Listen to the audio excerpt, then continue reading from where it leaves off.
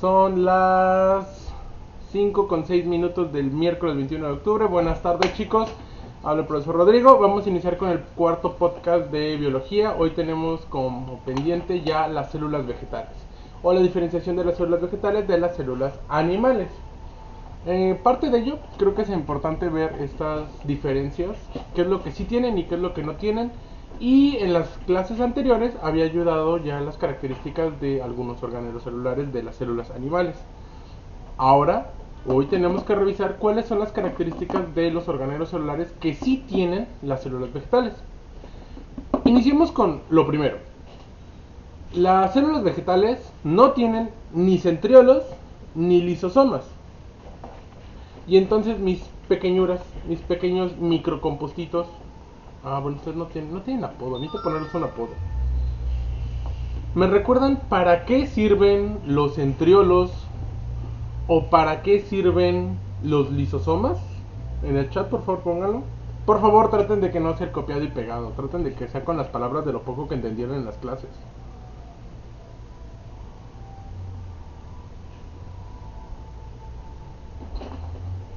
Recuerden, los lisosomas eran estos organelos celulares que se encargaban de tener o poseer las enzimas que se encargaban de digerir lo que se introducía dentro de la célula. Y los centriolos eran las zonas citoesqueléticas de la célula. Entonces los centriolos íbamos a ocupar que eran como la estructura o lo que le daba forma al citoesqueleto de la célula, lo que le daba turgencia. Sí, ya estoy grabando, no se preocupen. Entonces, no tenemos centriolos ni tenemos lisosomas. ¿Qué es lo curioso de aquí? Las células vegetales, entonces, ¿por qué no tendrían centriolos? ¿O por qué no tendrían lisosomas? Aquí es, mire, igual el profesor es el único demente que se le hace fanático, o que se le hace impresionante que no tengan centriolos y lisosomas, pero tiene una razón biológica, y es el que las células animales tienen centriolos y tienen lisosomas debido a que son células que poseen movilidad, que poseen esqueletos que necesitan este citoesqueleto que les permite tener un flujo celular constante. Además, los lisosomas, que son estas pequeñas enzimas que se encargan de degradar lo que va a digerir la planta. Recordemos que las plantas ya generan fotosíntesis, entonces esta parte de digerir ciertos elementos químicos o ciertos compuestos orgánicos a partir de una acción enzimática no va a ser tan necesaria si decimos que ellos producen sus biomoléculas a partir de la fotosíntesis. ¿Qué es lo que sí van a tener? Debido a esta capacidad tienen un riesgo de que no tienen movilidad. Esta falta de movilidad les tiene que dar algo que las proteja. En este caso va a ser la pared celular. Van a tener plastos que van a hacer que estas estructuras que forman o que a la larga van a formar los cloroplastos que van a dar origen a la fotosíntesis. Van a tener vacuolas que van a ser estos organelos grandes en forma de cisterna que van a contener nutrientes, agua, y van a regular la presión interna y externa de la célula para que no colapsen sobre sí mismas. Y algo curioso, recordando que las células animales tenían múltiples formas, las células vegetales tienen una forma poliédrica, tienen una forma en la que pueden tener diferentes tipos de lados. Sin más, podemos ver una célula vegetal como un cuadro, como un hexágono, que tiene esta forma de lados y que, debido a que la membrana celular se encuentra pegada a una pared celular, son rígidas. ¿Cuáles son los organelos que tenemos que entender? Los cloroplastos, los plasmodemos, los lisosomas, los núcleos, el núcleo celular, la membrana, el citoplasma, el nucleolo, el aparato de Golgi, ribosomas, mitocondrias, y el retículo endoplasmático liso y rugoso. ¿Por qué? Recordando, el núcleo, nucleolo, retículo endoplasmático rugoso, liso y ribosomas, así como el aparato de Golgi, son esenciales en cualquier célula para la producción proteica, para la producción de pues todo lo que sería la estructura de las demás células. Son los que dan origen a las proteínas Y esto es creo que lo más importante de la función vital de la célula, porque recuerden que las proteínas son las que tienen esta actividad, que pueden hacer una actividad enzimática, pueden activar una actividad estructural, tienen funciones estructurales, enzimáticas, de digestión, de obtención energética, mitocondrias como parte de la respiración y cloroplastos como parte de otra respiración. Aquí entonces vamos a decir que las células de las plantas tienen dos tipos de respiración, aerobia y anaerobia, en dos fases. Si vemos ya una diapositiva general, vamos a ver que la célula animal tiene las mismas estructuras en comunes, más centriolos, que es algo que sí tienen lo que no tienen las células vegetales, y las células vegetales van a tener pared celular, cloroplastos y vacuola. Lisosomas y peroxisomas es diferente. Las células vegetales van a contener unos peroxisomas, unos lisosomas vestigiales que tienen un uso de oxidación bajo en comparación a el metabolismo que va a tener las células animales. En tamaño, vamos a ver que las células animales pueden ir de los 10 a los 30 micrómetros. En cambio, las células vegetales van a estar de entre los 10 a los 100 micrómetros. Va a haber un punto en el que vamos a poder ver células del tamaño de 1 centímetro. Hay células alargadísimas. Podemos ver en los árboles, en algunas plantas, como hay células completamente alargadas. A color. Importante, vamos a checar cosas ya importantes y el resumen del resumen del resumen. Las células procariotas, recuérdenlo, miden de 1 a 5 micrómetros. Tienen formas diferentes como los cocos, los bacilos, los vibriones y los espirilos. Tienen formas definidas. Las células eucariotas, más bien en cambio, son mucho más grandes, miden de 20 a 50 micrómetros. La yema del huevo de la gallina puede llegar hasta 2 centímetros y algunas neuronas más de 1 metro. Tienen formas extremadamente variadas y estas las distinguimos si son pluricelulares, unicelulares y si existe una especialización o una diferenciación, si hay algún tejido formado. La membrana de sección gruesa y constituida por mureína y péptido glucano.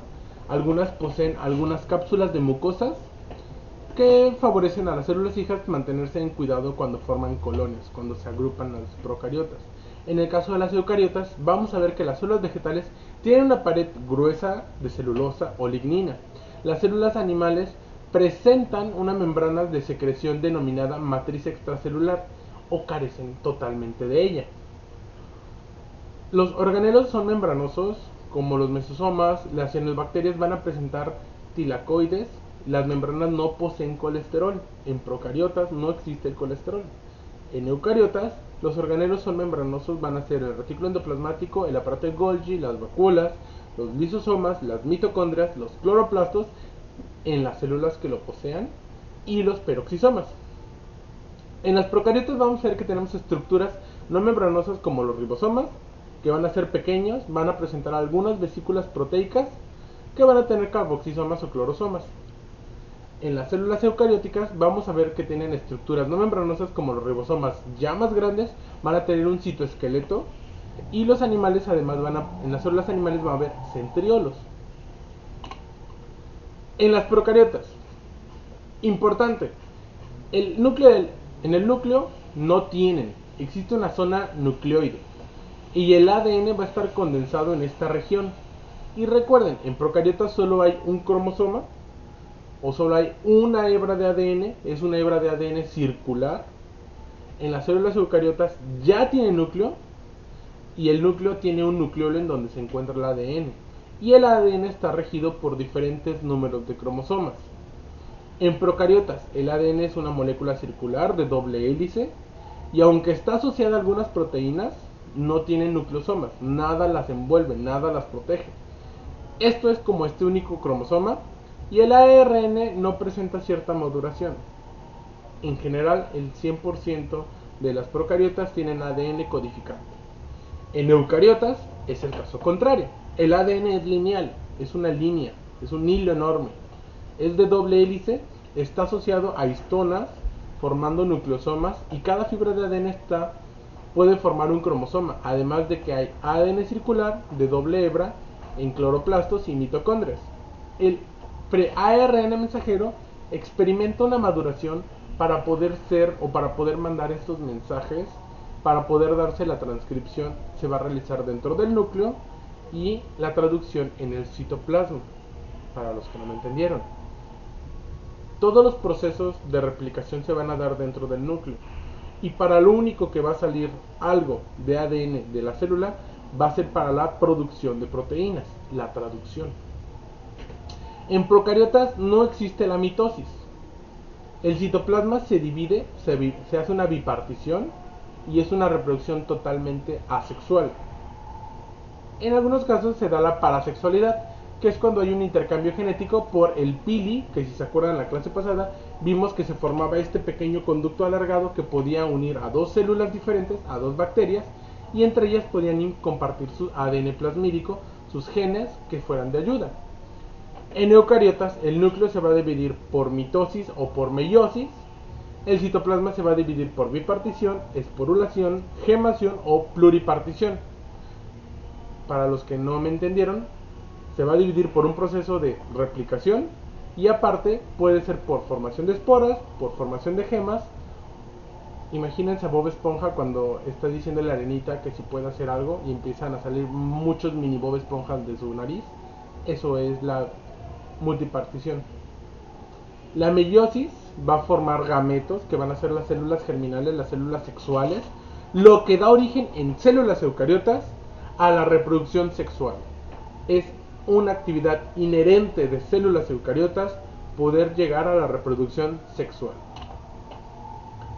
En células procariotas el catabolismo puede ser por fermentación, una respiración aeróbica o una respiración anaerobia. La fotosíntesis se da en algunas bacterias, va a ser anoxénica, que no requieren oxígeno, se realizan en los mesosomas y en las cianobacterias es oxigénica y se da en los tilacoides. En las células procariotas el catabolismo, el cómo comen, se da a través de una respiración aeróbica y esto lo va a realizar siempre las mitocondrias. Y solo ocasionalmente puede haber fermentación. En este caso es cuando nosotros hacemos ejercicio. Esta sobreproducción pasamos de un proceso aerobio a un proceso anaerobio. Para aquellos que quieran subir masa muscular, chicos, chicas, aquellas que quieran empezar a generar un cuerpo más complicado, un cuerpo un poco más estructurado, es muy fácil. Hagan excedentes de ejercicio de 1 hora en repeticiones altas, lo que va a producir que su cuerpo empiece a producir de un proceso aerobio a un proceso anaerobio. Esto va a estresar a sus células musculares, lo que va a provocar que se rompan las fibras. Va a producir ácido láctico. El ácido láctico es insoluble en el agua y como el 70% de nuestro cuerpo es agua, va a producir que se formen en el músculo cristales de ácido láctico. Este ácido láctico, al estar en forma cristalina, va a empezar a romper, va a empezar a cortar el músculo. Es el dolor cuando se embaran. Y esto va a producir que se regenere el músculo. Va a decir, ya me corté. Y en lugar de solo pegar, no puede solo pegar. Lo que va a hacer es empezar poco a poco a hacer que la célula se haga más grande y por ende aumentar las fibras musculares. Esto, que va a ser un aumento de fibras musculares, se va a traducir en que a ustedes les van a empezar a crecer los músculos en el que ustedes estén trabajando.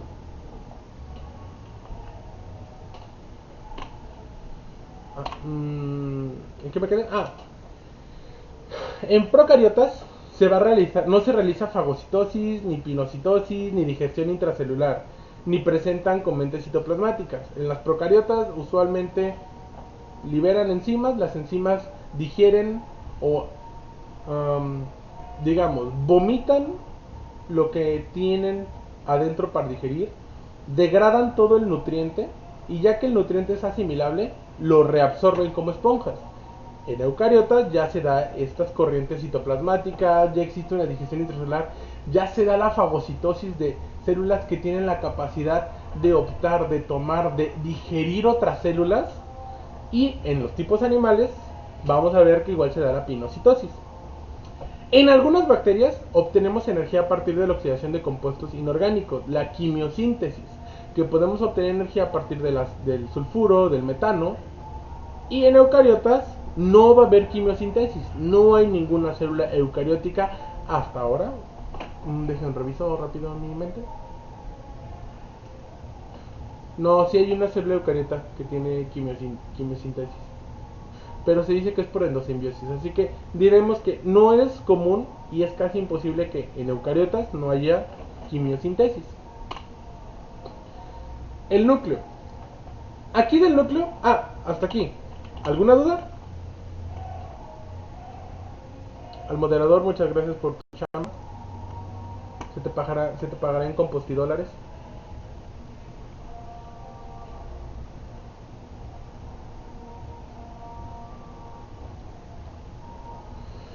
¿Puedo hablar más recio? Uy, me están pidiendo imposibles también, no se pasen. Voy a acercarme un poquito más el micrófono. ¿Se escucha el ruido de fondo de mi casa?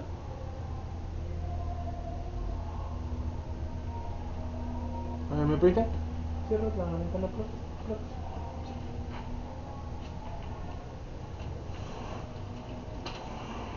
Listo. Cerramos la ventana para que ya no haya tanto ruido. Regresando, si no hay dudas, empezamos con algo importante que quiero que vean y es el núcleo. El núcleo vamos a ver que tiene características generales. Entre estas características generales va a haber que lo define cuál es la importancia biológica del núcleo y de estructura. De entre ellas vamos a ver que existe la membrana nuclear y los componentes internos. La membrana nuclear vamos a ver que es una doble membrana. Vamos a hablar una interna y una externa. Va a haber una lámina nuclear, va a haber poros nucleares y su función biológica. En los componentes internos tenemos que ver la cromatina, el nucleoplasma y el núcleo. El núcleo, por definición y importancia biológica, es un corpúsculo normalmente en posición central. Por corpúsculo hablemos es un organelo que está en la zona central de las células, pero a veces se puede desplazar hacia los lados. Tampoco es que siempre esté en el centro, está concéntricamente. Rige a todas las funciones celulares, literalmente es la consola de comandos de sus células. Ustedes son lo que son porque el ADN que se encuentra en su núcleo les dijo que tenían que ser así.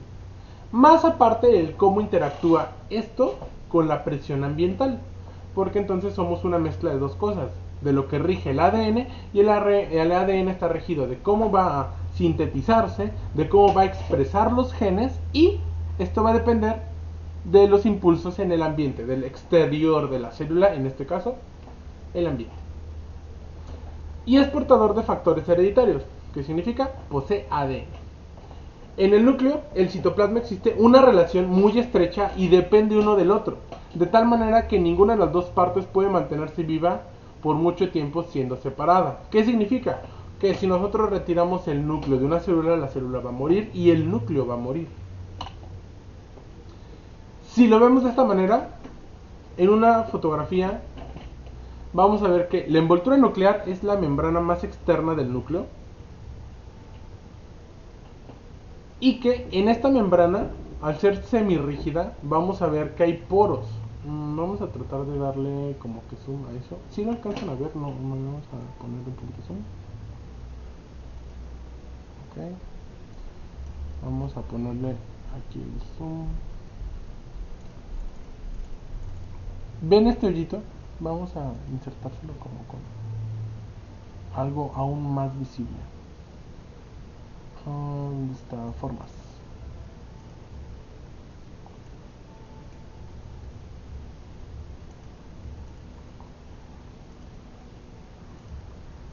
No, hombre. Vamos a ver. Contorno de la forma. Lo queremos rojo.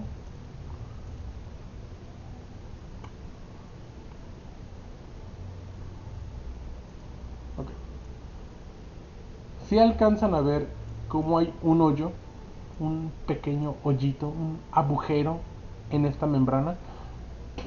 Aquí es un poro y a partir de su poro es donde van a empezar a salir el ARN mensajero para poder dar la traducción, la producción de proteínas. Y usualmente a estos poros está unido el retículo endoplasmático rugoso y liso. ¿Ok? El nucleolo va a ser la región concéntrica del núcleo.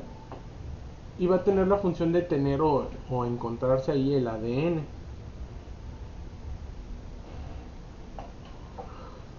La cromatina va a ser el material que están compuestos los cromosomas y el ADN. Van a ser proteínas que tengan la capacidad de empaquetar a este ADN y poder darle función biológica.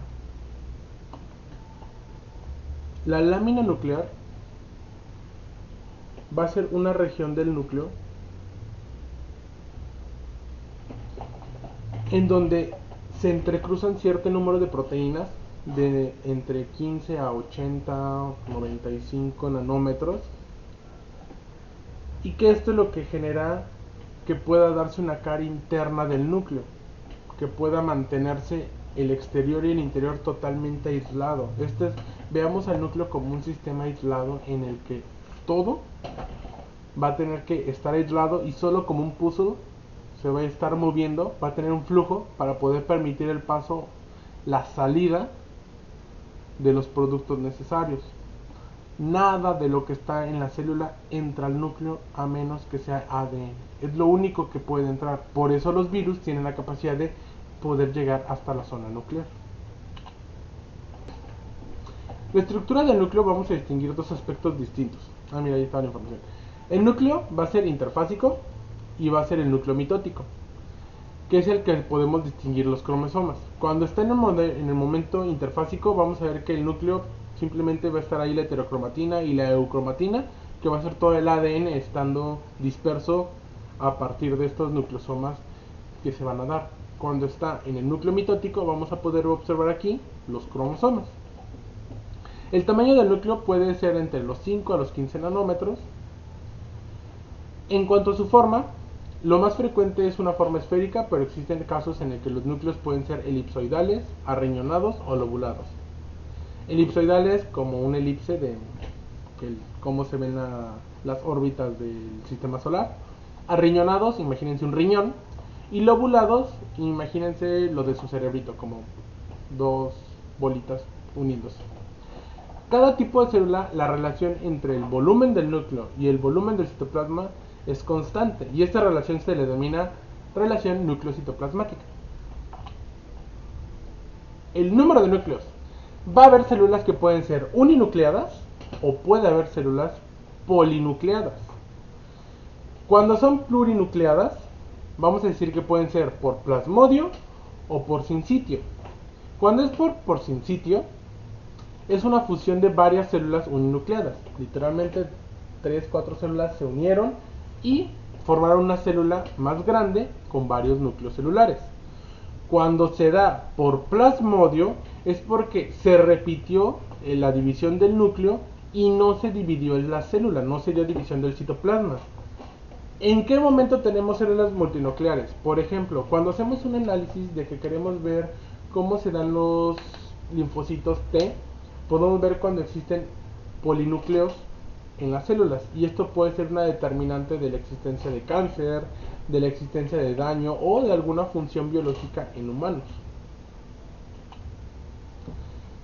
Tenemos que las partes del núcleo van a ser envoltura nuclear, la que va a estar envolviendo a la heterocromatina y a la eucromatina, la cromatina, que van a ser ADN y todas las proteínas, el nucleoplasma, que va a ser todo lo interno al núcleo, y el nucleolo, en donde van a estar esta región en donde se dé el ADN, ARN y proteínas. El nucleolo va a ser este punto de comando, va a ser el CPU. Imagínense que el núcleo es toda una computadora, en donde el GPU va a ser el nucleoplasma y la cromatina, y el CPU va a ser el nucleolo. El CPU se va a encargar de todas las funciones y el GPU de cómo se ven los gráficos. La envoltura nuclear vamos a ver que son dos membranas, una externa y una interna, ambas de 70 a 80 Armstrong de grosor, con un espacio perinuclear e intermembranoso de en medio de 200 a 300 Armstrong, que continúa al retículo endoplasmático. ¿Qué significa? Que el retículo endoplasmático es lo que está pegado, es el organelo pegado al núcleo. Y esto es porque los ARN mensajeros que salgan del núcleo tienen que llegar con la información para la síntesis proteica, y esto lo va a dar los ribosomas. Los ribosomas van a empezar a ensamblar con ADN de transferencia y el ARN mensajero. Estos dos ARNs van a empezar a ensamblar las proteínas, y el retículo endoplasmático se va a encargar de irlo formando. Va a ser esta, imaginémonos una fábrica, va a ser la zona de ensamblado. La zona de maduración lo vamos a ver cuando lleguemos al aparato de Golgi. En este caso va a haber una desorganización y una reorganización de estas membranas al comienzo y al fin de la división celular. Los poros nucleares, que es lo que ya les estaba hablando hace rato, son una envoltura nuclear que separa el contenido del núcleo y del citoplasma. Las dos membranas que envuelven se interrumpen por algunos poros nucleares formados, que comunican, su única función es comunicar el interior del núcleo con el citoplasma. Los poros nucleares permiten el paso de sustancias del interior del núcleo hacia el citoplasma y viceversa, pero el proceso es muy selectivo. Solo pasan libremente moléculas que sean hidrosolubles, como el ADN. Los poros tienen un diámetro de 800 Armstrongs y una superficie ocupada por ellos con respecto a la superficie total del núcleo del 10%, aunque en algunas células vegetales puede llegar hasta el 36% del núcleo. En general, cuanto más activa es la célula, mayor es el número de poros que posee su núcleo. ¿Quién en el chat podría decirme por qué es más, por qué mientras más activa es una célula, mayor será el número de poros en el núcleo?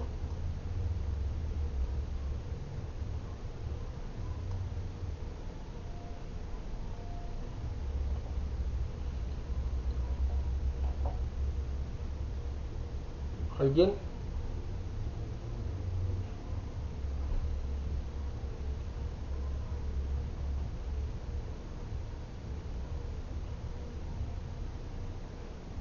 Nadie. No quiero jugar a Dora la Exploradora.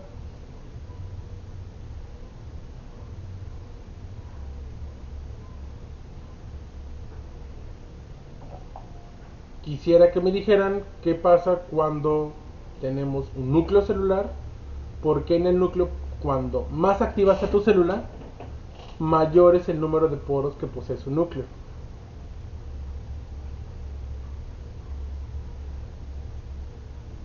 Jennifer, porque habrá mucha interacción. Ok. Mientras mayor interacción haya, implica no que empiece a contactarse, sino porque es una célula que está produciendo muchas proteínas. Y al mayor aumento de proteína, va a generar algo, que va a hacer que tengan que salir más mensajes al exterior de la célula, al igual más mensajes hacia el citoplasma. Entonces necesitas más poros por el cual puedan pasar todos estos mensajes, todas estas proteínas, todos estos ARNs que van a dar origen a estas proteínas. Si vemos los poros, podemos ver cómo se ven a nivel microscópico con una microscopía de barrido. Esta es una microscopía de barrido con oro, con barrido en oro. Y podemos ver cómo se ven estos poros, que son selectivos. ¿Cuán complejo es el poro nuclear? Vamos a ver que está bastante complejo. Está compuesto por al menos 100 proteínas diferentes, ordenadas con una simetría octogonal. Un poro nuclear comprende las siguientes estructuras.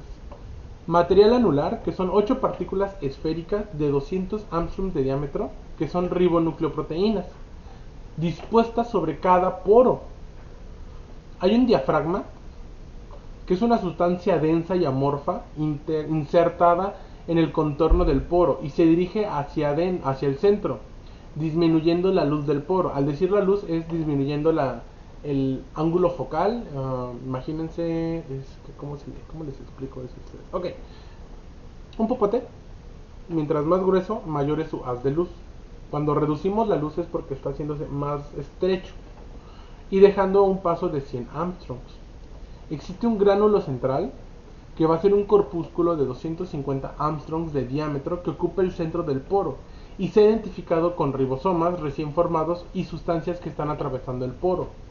¿Por qué? Porque son las que van a estar ayudando de selección para saber qué entra o qué sale. No vamos a dejar que cualquiera meta mano a nuestra computadora, ¿o sí? El material fibrilar son fibrillas que unen a los gránulos del anillo con el gránulo central y que se ha descrito en ambos lados de los poros.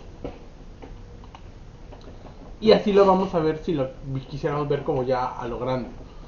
Todo esto va a producir que pueda cerrarse o abrirse el poro. ¿Para qué? Para que puedan pasar estos ARNs mensajeros, estos ribosomas, estas proteínas que se están formando en el núcleo para la síntesis proteica. Las funciones de la envoltura nuclear va a ser separar al núcleo del citoplasma, creo que es lo más importante y creo que lo más obvio, impidiendo que todas las enzimas citoplasmáticas actúen en el núcleo. ¿Por qué yo no quiero que las enzimas citoplasmáticas actúen en este núcleo? Si las células tienen formas de responder, entonces cuando entra un virus, imaginemos, las células van a empezar a atacar todo lo que sea ADN porque es peligroso, porque no vamos a dejar que alguien llegue y altere la fórmula secreta de la Krangerburger. Entonces, cualquier fórmula que no sea la de la Krangerburger tenemos que romperla. Vayan a un Walmart, vayan a un McDonald's, a un Little Caesar, y cualquier masa que ya no cumpla con los estándares, la carne que no cumpla con los estándares, por ley y por franquicia tiene que ser desechada, porque no se van a arriesgar a una demanda de que, uy, le tocó una pizza con caca de rata. Esto lo mismo pasa a nivel nuclear. No queremos que estas enzimas alteren y degraden al ADN interno en el núcleo. Regulan el intercambio de sustancias a través de los poros. Los poros van a decir qué pasa y qué no pasa. Hay agentes, hay cadeneros como en el antro en el que les dice tú pasas, tú no pasas y por más que le hagas, no pasas. Pueden formar cromosomas a partir de la cromatina al inicio de la división celular. Y esto es gracias a los puntos de unión de la lámina nuclear con las fibras del ADN. Entonces, esto ayuda a la formación de los cromos, a la diferenciación de cromosomas y a la división celular. El nucleoplasma es el contenido interno del núcleo y es similar al citosol. Está formado por una disolución de varios principios inmediatos como pueden ser nucleótidos, enzimas de transcripción y replicación del ADN, lo necesario para la función biológica del ADN. Y el nucleoplasma se encuentran los cromosomas, el nucleolo, también puedes encontrar algunos gránulos de glucógeno, gotas lipídicas y una amplia gama de fibras proteicas. Todo lo necesario para que el ADN pueda tener su función biológica. El nucleolo, el corpúsculo esférico, que a pesar de no estar delimitado por una membrana suele ser muy visible. En frecuente existe un nucleolo y en algunos casos de los óvulos de los anfibios hay más de 1 millar. Existe una relación entre el tamaño del nucleolo y la actividad sintética de la célula. Mientras más grande la consola, más juegos puedes correr. El nucleolo, su composición es ARN en proporción variable, porque esto va a depender de la función de la célula, qué es lo que está haciendo la célula. ADN siempre se va a encontrar entre un 1 y un 3% del ADN, que corresponde al centro fibrilar y a la heterocromatina asociada al núcleo. Y las proteínas, el componente mayoritario son proteínas que constituyen prácticamente el resto del nucleolo. Proteínas necesarias para que este ADN pueda estar mandando o generando la síntesis de ARN mensajero que producirá ARN de transferencia y a su vez proteínas. Cuando observamos este tipo de regiones, vamos a ver que vamos a ver una región granular o una región fibrilar. La granular va a ser formada por gránulos de 15 a 20 nanómetros de un diámetro y va a haber una parte periférica del núcleo, que es lo que va a estar rodeando, lo que hace visible al núcleo, que está formada por ARN asociado a proteínas. La región fibrilar está compuesta por delgadas fibras de 5 a 10 nanómetros de diámetro y esta composición del núcleo está formada igual por ARN asociado a proteínas. El ARN R es ARN ribosomal y el ARN N es ARN nuclear. ARN que va a sintetizar a ribosomas y ARN nuclear que va a ser ARN que viene del ADN nuclear. Esto es un poco un trabalenguas, espero no se hayan confundido. Las funciones del nucleolo va a ser contener un aparato enzimático encargado de sintetizar los diferentes tipos de ARN ribosomales. La función es formar y almacenar ARN ribosomal con destino a la organización de ribosomas. El nucleolo nos ayuda a formar ribosomas. Y como los ribosomas son los operadores de nuestra ensambladora, es necesario tenerlos. Son también indispensables para el desarrollo normal de la mitosis. Durante la división, el núcleo desaparece y cuando los cromosomas se vuelven a despirilar, se forma de nuevo a partir de ellos, en concreto, a partir de unos genes que contienen la información de la síntesis del ARN nuclear.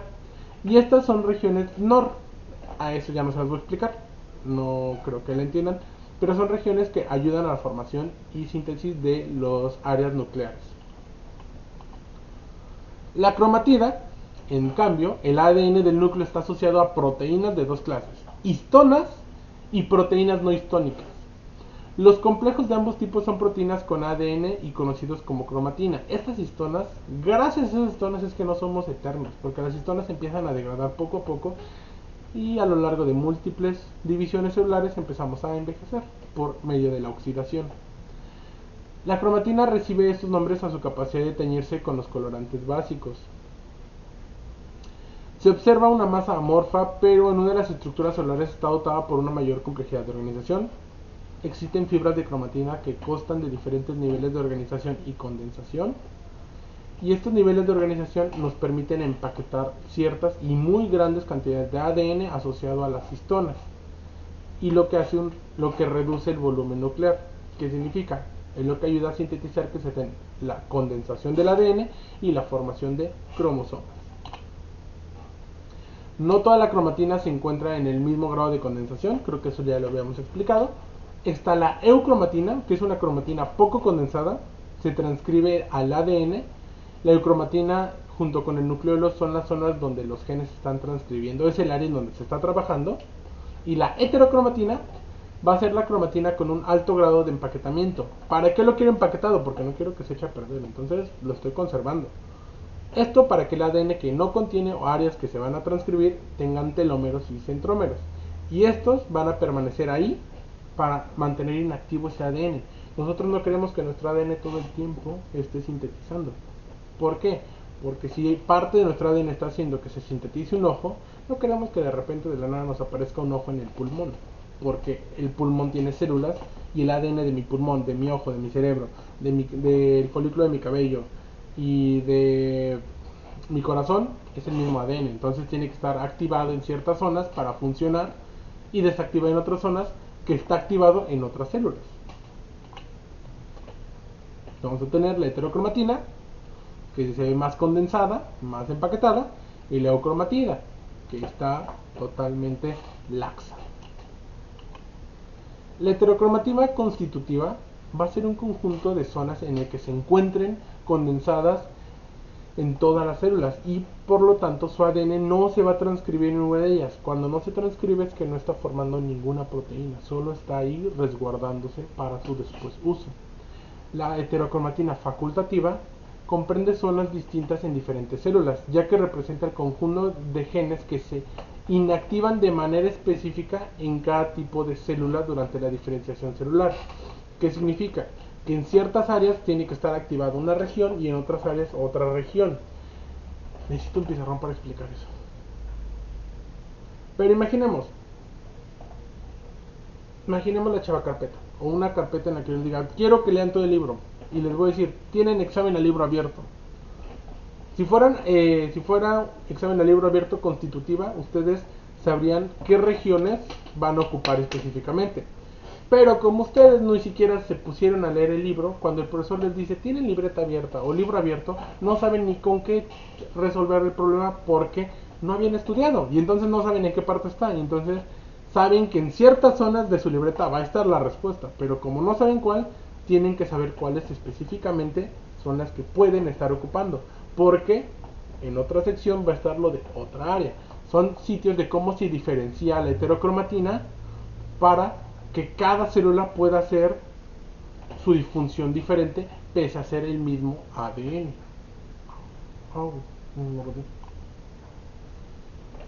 La compactación de la cromatina va a ser, primero, el ADN que está en doble hélice va a empezar a enrollarse en perlitas y se van a empezar a dar los nucleosomas. Estos nucleosomas, que son perlas, son proteínas que están enrollando al ADN. Cuando se empiecen a empaquetar, se van a dar estas fibras de nucleosomas empaquetados. Estos nucleosomas empaquetados, si los viéramos más lejos, veríamos que están formando hilos ya más gruesos. A estos se les llaman bucles. Estos bucles de ADN van a empezar a formar torsiones que van a empezar a condensarse, que va a dar que se generen estas pequeñas espirales condensadas. Muchas espirales condensadas van a dar el origen al cromosoma. Entonces, una sola hebra de ADN se tiene que dar en un cromosoma. Un cromosoma solo tiene una hebra de ADN. Es como si yo les dijera, agarren un hilo de los que compran en Parisina, desenróllenlo y ahora quiero que lo vuelvan a enrollar. Posiblemente se les haga nudos, posiblemente se les rompa. Entonces, esta forma de empaquetamiento ayuda a que no se dañe el ADN. La estructura de la cromatina está conformada por una fibra que le vamos a llamar el collar de perlas, que son estas bolitas que les estaba diciendo.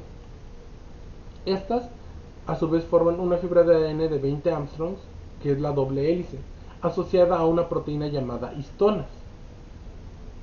Esta va a ser la que empiece a enrollar, a darle estructura a nuestro nuevo tejido. Las histonas van a ser proteínas ricas en lisina y arginina, lo que les permite unirse al ADN con carga negativa debido a los restos de fósforo que tiene la molécula de ADN, y que independientemente de la célula, de la secuencia, todos los nucleótidos la tienen. Vamos a ver que tenemos diferentes tipos de histonas, eso no lo vamos a ver. Las histonas nucleosomales, eso sí lo tenemos que ver, se van a integrar en el núcleo constituido por capas cilíndricas superpuestas, y cada nucleosoma va a estar separado a una sección de ADN no enrollado. Es como que si les pidiera empezar a enrollar y le pusieran palitos cada cierto tiempo para evitar que se rompa el hilo o se enrollen sobre sí mismo.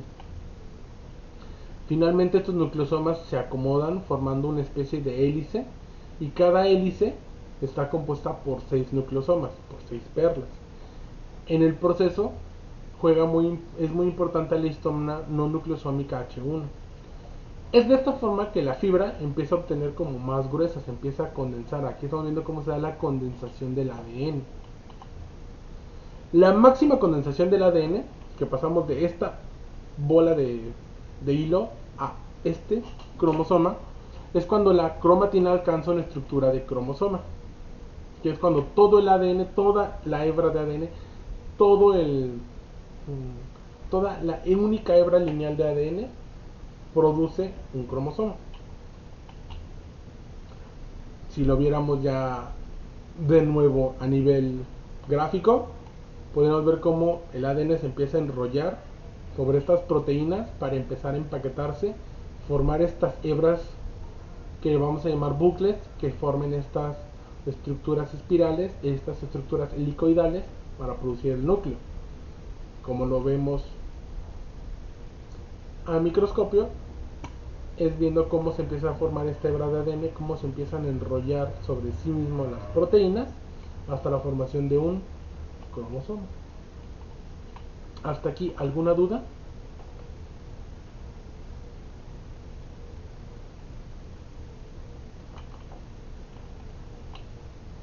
Los cromosomas, ya hablando del cromosoma, de esta estructura, en los periodos de división celular que tenemos que ver después, mitosis y meiosis, la cromatina da lugar a las estructuras denominadas cromosomas visibles, que ya vamos a poder ver los cromosomas, que es lo que vemos cuando hacemos un análisis de ADN y queremos observar trisomías o daños generales en la pérdida de cromosomas. Vamos a hacer esto, que tienen forma de bastoncillos alargados y que antes de iniciarse la división celular se producen en la duplicación del ADN y aparecen dos fibras de ADN idénticas, fuertemente replegadas sobre sí mismas, denominadas cromatidas, unidas por un centrómero. De esta forma, cada cromosoma es constante de tal manera que pueda ser identificado cada uno de ellos. Los cromosomas son únicos entre sí. Podemos distinguir diferentes tipos de cromosomas.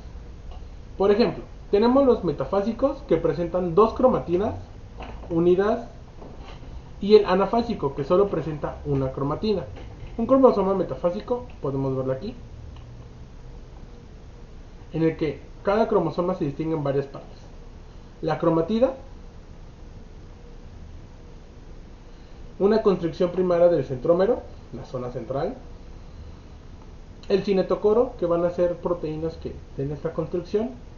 Una constricción secundaria que se pueden dar en los brazos largos del cromosoma. Los satélites, que van a ser estas constricciones chiquitas, forman un satélite. Los telómeros, que van a ser estas proteínas que van a estar al final del ADN, que son las que protegen al ADN y los que hacen, conforme se van rompiendo, se van degradando este telómero, empezamos a perder capacidades. Cuando el telómero se ha perdido hasta cierto punto que ya no podemos volver a formar un cromosoma, es cuando se da la muerte celular. Gracias a estos telómeros es que no somos inmortales. Entonces, si el humano encontrara una forma de aumentar la longevidad del telómero, podríamos aumentar la tasa de vida del humano. Y las bandas van a ser estas bandas que se dan a lo largo de los brazos de las cromatidas, lo que origina o donde vamos a ver detectados ciertos genes. ¿Cómo se va a dar esto? La constricción o la formación del centrómero es cuando se estrangula, literalmente se estrangula una zona del cromosoma y forma esta área céntrica. El cinetocoro, como les había dicho, son estas placas proteicas situadas al lado de los centrómeros. La constricción secundaria, que es lo que da origen a los satélites, es el estrechamiento con la formación del nucleolo al final de la mitosis. Los satélites van a ser porciones de este cromosoma en forma aproximadamente esférica y separadas del resto del cromosoma, es como si tuviera antenitas, que fueron constricciones secundarias. Los telómeros van a ser estos extremos redondeados de los brazos del cromosoma que contienen secuencias de ADN repetidas, que tienen como misión evitar la pérdida de información genética. Por eso cuando empezamos a perder telómeros, empezamos a perder esa cubierta, esa protección hasta el punto en el que la célula ya no puede volver a replicarse. Y las bandas van a ser estos segmentos de cromatina que se colorean con distinta intensidad y que permiten que la identificación de los cromosomas, porque nosotros podemos ver qué tipo de bandas tiene y con el tipo de bandas identificar de qué cromosoma es eso. Es como, digamos, su huella dactilar. Las telomerasas. Las telomerasas son una enzima que se van a encargar de sintetizar el ADN a partir de la ARN. Se trata de una ribonucleoproteína que contiene su molécula en secuencia de AUCCG, que es capaz de insertar genes o insertar fragmentos TAGCG que pierden en cada división. ¿Qué significa? Ayuda a que los telómeros se formen y por ende da la longevidad, aumenta la longevidad de la célula hasta 20 divisiones. Entonces podemos hacer que una célula se puede dividir 20 veces antes de morir. Si pudiéramos trabajar con estas telomerasas para que el telómero sea aún más grande, podríamos aumentar este periodo de vida del ADN y por ende el periodo de vida de la célula. Aumentando el periodo de vida de la célula, damos origen a vida eterna. El problema es que cuando fallan nuestras telomerasas podemos dar cáncer, porque las células que tienen cáncer han perdido estas zonas de regulación y entonces en lugar de perder ADN, las células se multiplican y son células eternas. El acortamiento de telómeros provoca daños celulares y fusiones. ¿Qué significa? Cuando se pierde el telómero puede fusionarse en los cromosomas y cuando hay un cromosoma o hay ADN extra, es como querer hacer una hamburguesa triple carne. Decimos, le puedo poner una cuarta carne y ya cuando hacemos la hamburguesa de 4 carnes, colapsa nuestro sistema. Lo mismo va a pasar con nuestras células. Cuando hay exceso de ADN también va a ser dañino, van a empezar a sintetizarse proteínas que no deberían sintetizarse y producir daño celular. Estos van a ser los diferentes tipos de cromosomas. Vamos a ver que tienen que tener los cromosomas metacéntricos, que son cromosomas que tienen la capacidad de estar como el largo de los brazos son aproximadamente iguales. Submetracéntricos es que tenemos que los brazos cromosómicos son un poquito desiguales, se encuentran unos más grandes que otros. Los acrocéntricos son dos brazos que son de distinta longitud y muy desiguales, totalmente diferentes. Los telocéntricos es que solo es visible el brazo porque el centrómero se encuentra en el extremo. No se dan estos brazos cortos. Este es un brazo largo, brazo corto, brazo largo. En los telocéntricos, el telómero, solo podemos alcanzar a ver los telómeros y el brazo largo. ¿Ok? El número de cromosomas. Vamos a hablar aquí del humano, porque es lo que ustedes deberían entender. El número de cromosomas de cada especie es constante. ¿Qué significa? Que los humanos tenemos 46 cromosomas sí o sí. Punto, no hay más. Tenemos 44 cromosomas que dan todos nuestros genes y 2 cromosomas sexuales. Dentro del cariotipo, que es este estudio para ver los cromosomas, podemos ver que existen cromosomas somáticos o autosomas, que son comunes en ambos sexos y que implican el desarrollo de todo el cuerpo, y los cromosomas sexuales. Los cromosomas sexuales van a ser estos que determinan el sexo del individuo, que son cromosomas X y Y, generalmente de menor tamaño. ¿Qué significa esto? Y perdón si alguien se molesta, biológicamente solo podemos tener 2 géneros, entonces tenemos que aprender a diferenciar, y quiero que lo hagan porque hay un riesgo y odio que hagan esto. Su identidad y su desarrollo biológico separen. Vean la identidad como algo social, y biológicamente solo pueden ser hombres o mujeres, superhombres o supermujeres, dependiendo de la cantidad de cromosomas que existan, y son enfermedades existentes para la determinación del género biológico. No confundan, es el género biológico. ¿Cómo lo hacemos? Esto lo hacemos bien fácil. Sacamos una muestra de sangre de ustedes, agregamos un poco de colchicina, agregamos agua, lo centrifugamos todo y hacemos que las células se hinchen, crezcan. Detenemos a las células en su periodo de metafase, que es cuando ya se dieron el desarrollo de cromosomas pero no se ha dividido la célula, y las dejamos caer a cierta altura para que se revienten y se formen estas imágenes de un cromosoma. Esta es una sola célula, aquí están las células, y cada célula que se rompió es porque ya tenía los cromosomas. Imprimimos, bueno, antes imprimíamos la imagen, recortábamos cada cromosoma y los empezábamos a ubicar, los empezábamos a ordenar para poder dar un cariotipo y hacer un estudio de ADN de una persona a nivel cromosómico. Un ideograma, así los deberíamos ver. Sería hermoso que los viéramos así, pero usualmente los vemos así. Y este ideograma es la representación de cómo se ven en el humano el tamaño, forma y patrón de bandas de cada uno de los cromosomas que fueron alineados por su centrómero. Todos fueron alineados al centrómero, con el brazo largo siempre hacia abajo. El número de cromosomas, y para estar terminando la clase, en las especies llamadas haploides poseen un número n de cromosomas distintos. Sin embargo, en las llamadas diploides, como los humanos, poseemos 2 pares de cromosomas o 2 n's, es decir, que los cromosomas están en parejas. Cada pareja de uno de los cromosomas procede del padre y otro de la madre. En la especie humana tenemos en las células 46 cromosomas en 23 parejas de cromosomas homólogos, el que se denomina dotación cromosómica de la especie humana. En algunos animales, más bien en algunos organismos como las plantas, son poliploides. ¿Qué es poliploide? Que tienen infinidad o un número mayor a 2, a impares de cromosomas. Por ejemplo, las plantas son polipoides y pueden tener 3N, 4N. ¿Qué significa? Que tienen tanto ADN que pueden resistir, o que tienen varios genes de origen, y esto se da por el origen celular que habíamos visto al inicio de la clase. Siendo las 6 p.m., ¿dudas sobre la materia? ¿Dudas sobre lo que tuvimos? Jonathan, si el telómero si no se desgastara, ¿seríamos inmortales? Sí, porque la célula podría seguir replicándose, podría mantener la replicación celular infinitamente, y entonces no tendríamos que morir. Entonces son las 6 de la tarde. Espero la clase haya sido un poco más lenta. Espero haya sido amena, lo hayan entendido. La síntesis. Les voy a dejar la síntesis del lunes, del miércoles y del viernes para un mismo día.